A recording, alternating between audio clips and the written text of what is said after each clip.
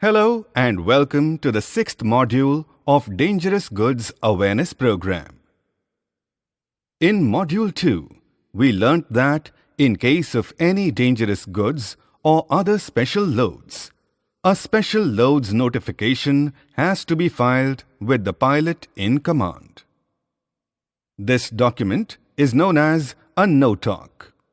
Does the NOTOC apply only to dangerous goods, Professor? No. The NOTOC is document given to the pilot in command, operating the flight to inform him of any special loads that are being carried on that particular flight. Such special loads include other than dangerous goods shipments, perishable goods, or the carriage of live animals or life-saving human organs being rushed for a needy patient, etc. Professor, what purpose does it serve? For example, in case of an in-flight emergency, the captain knows how to address the emergency, given the information of the location of dangerous good shipment in the aircraft hold. The captain can then take appropriate measures to respond to such emergency situations.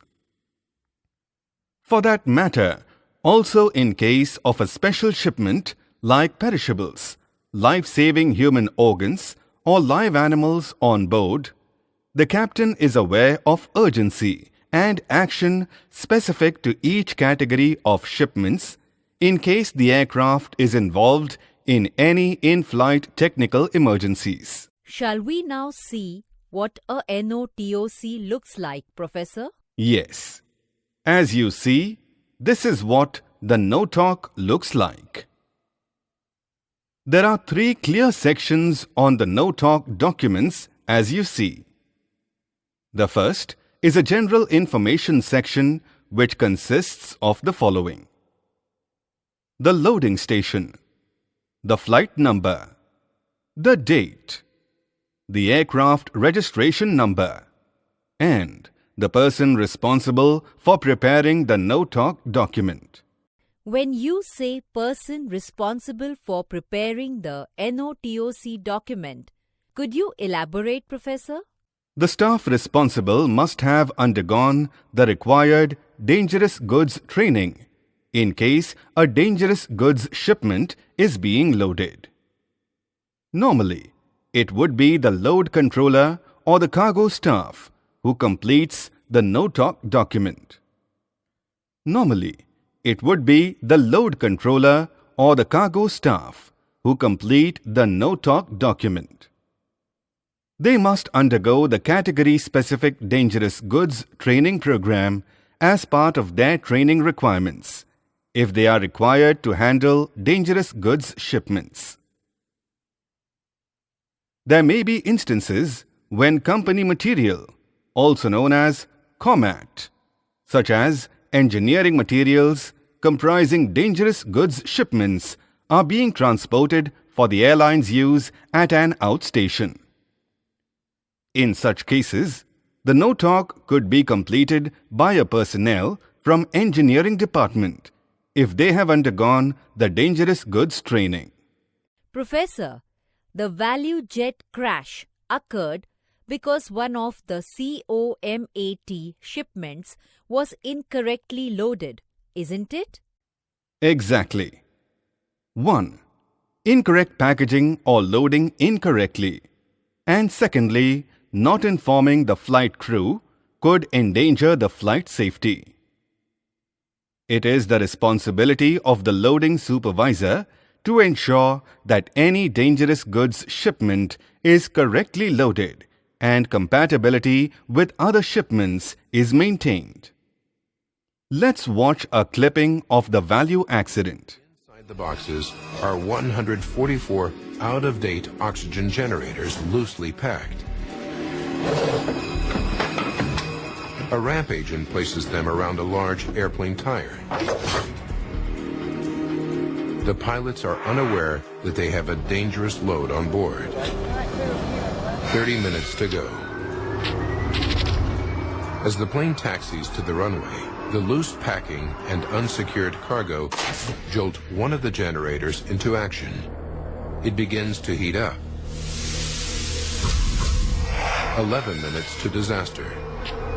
The plane taxis to its takeoff position. In the hold, the surface of the metal generator gets hotter and hotter. Soon the heat ignites the cardboard box and bubble wrap, and the blaze begins. 10 minutes to disaster. Flight 592 takes off from Miami International. Even though the hold is airtight, the fire is now blazing, sustained by the oxygen produced by the generators. 3.5 minutes to go. What is that? The sound heard by the crew is one of the tires in the hold bursting, just as it did in the lab test. Unknown to the pilots, the fire begins to eat away at the systems on board. We got some kind of electrical problem. The battery charge is kicking in. We're losing everything. The battery charger can't help the stricken jet as the fire is consuming everything in its path, including the control cables that run to the rear of the plane. Captain Kubek begins to lose control of the aircraft. Temperatures in the hold have now reached more than 3,000 degrees Fahrenheit. In the cabin, passengers are becoming desperate as they choke on the toxic fumes. Flight attendant Jennifer Stearns rushes into the cockpit, but the pilots refuse to drop the masks, knowing that oxygen would only make the fire worse. 1 minute from disaster. The cabin floor burns and begins to cave in. 7 seconds to disaster. Now, no one is in control of the plane. The crew is probably unconscious, overcome by toxic fumes. Well understood. What does the second section deal with, Professor? The second section informs the captain of the description of dangerous goods on board the aircraft. The section provides us with the details of information about dangerous goods. Station of unloading, which specifies where the dangerous goods shipment is to be unloaded. As the dangerous goods is transported as a cargo shipment, it will have an airway bill number and necessary information accompanying it. Proper shipping name of the dangerous goods shipment. Class or division of dangerous goods which identifies the threat. UN or ID number is the unique number which identifies the type of dangerous goods. Sub-risks has to be mentioned to understand the risk associated with the shipment. Could you please elaborate the sub-risk, Professor? It is important to determine the level of risk between two dangerous goods shipments if they are being carried on the same flight. Let's take an example where there are two dangerous goods that have been mixed. For example, methyl acetate is mixed with a small quantity of corrosive acid. Though the property of the mixed material would still be flammable, which is class 3. The sub-risk of this material would be a corrosive, and hence we would mention class 8 therein. Number of packages of dangerous goods. The net quantity or TI, that is, transport index, per package. This informs the amount of dangerous goods present in each package. The TI or transport index is only applicable to radioactive material. It indicates the radiation of the radioactive material at a distance of 1 meter away.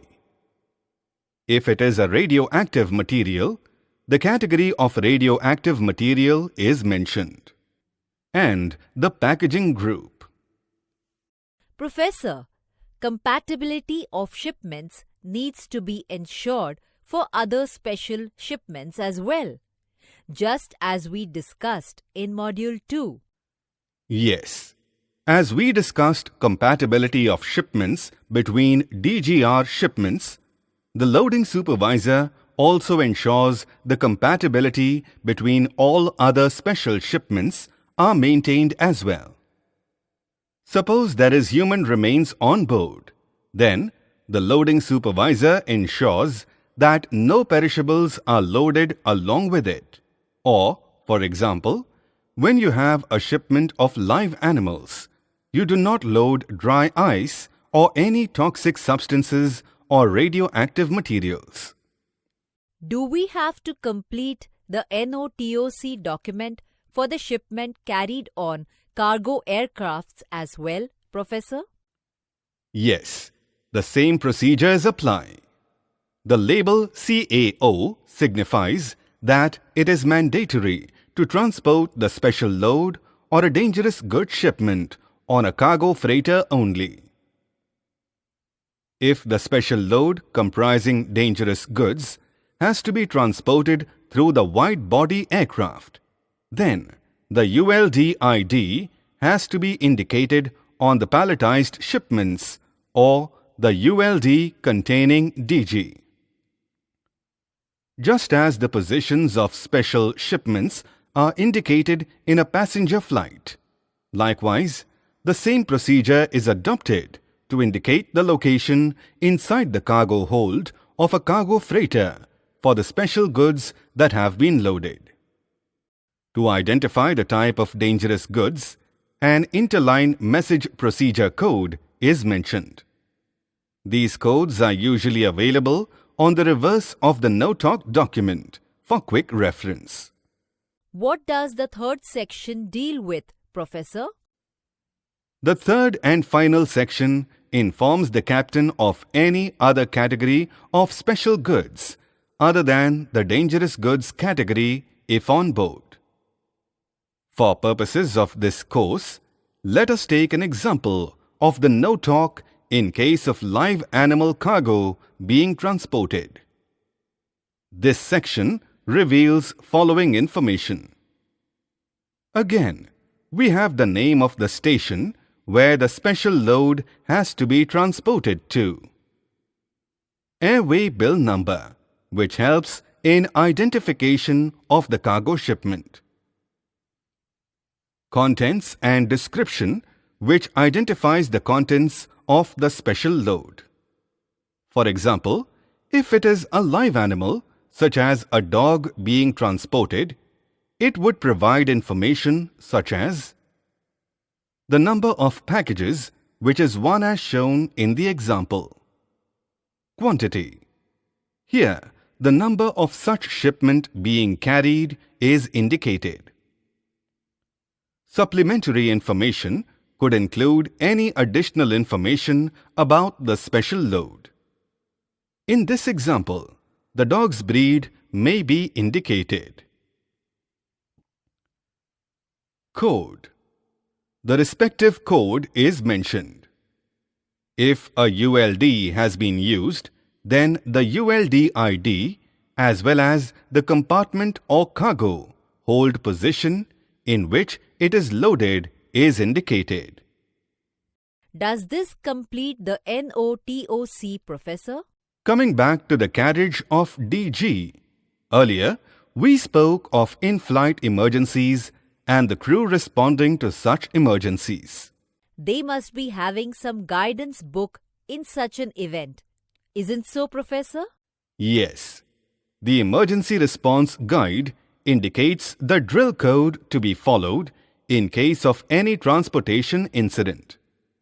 It provides the checklist for the cabin crew as well as the flight deck crew to handle the emergency, whether it is in the aircraft cabin or the flight in general.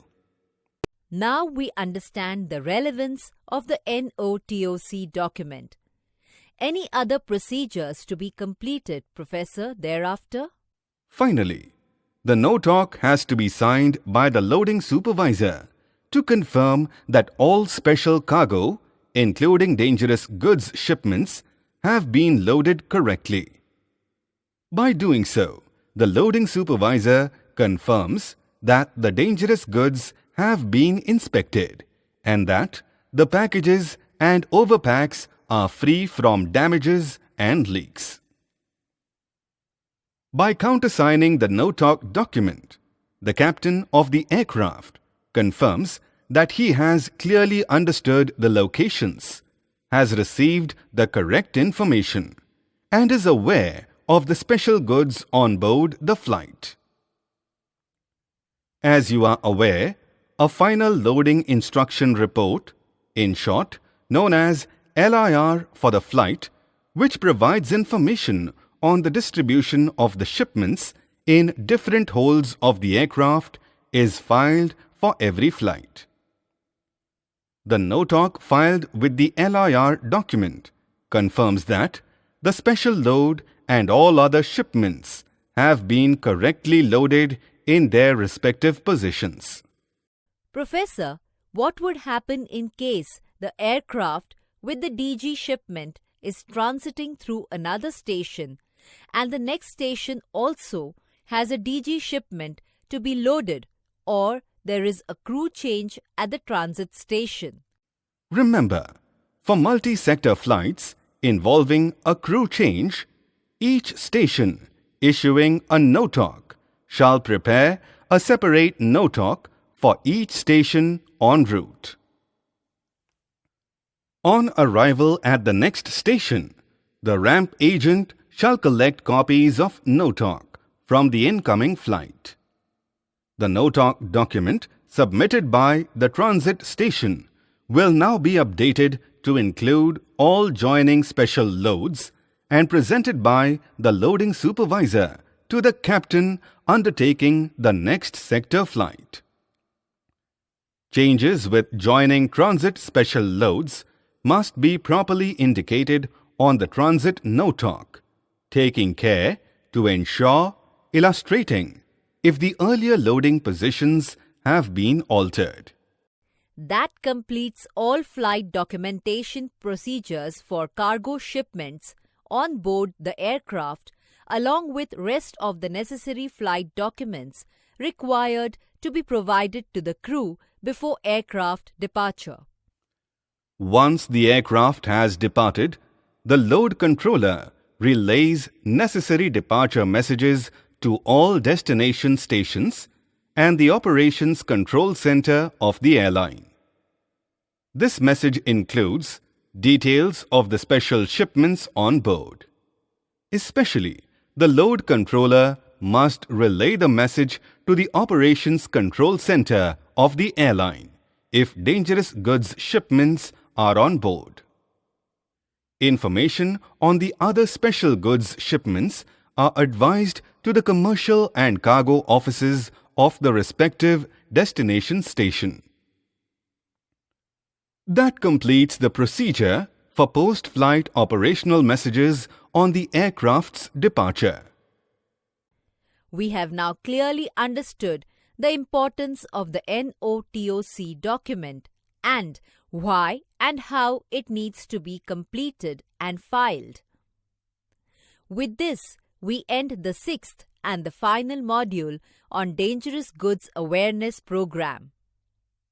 We have now gained an awareness of the requirements for air transportation in the case of dangerous goods and the importance of correct documentation to ensure flight safety, and also how other special loads are transported.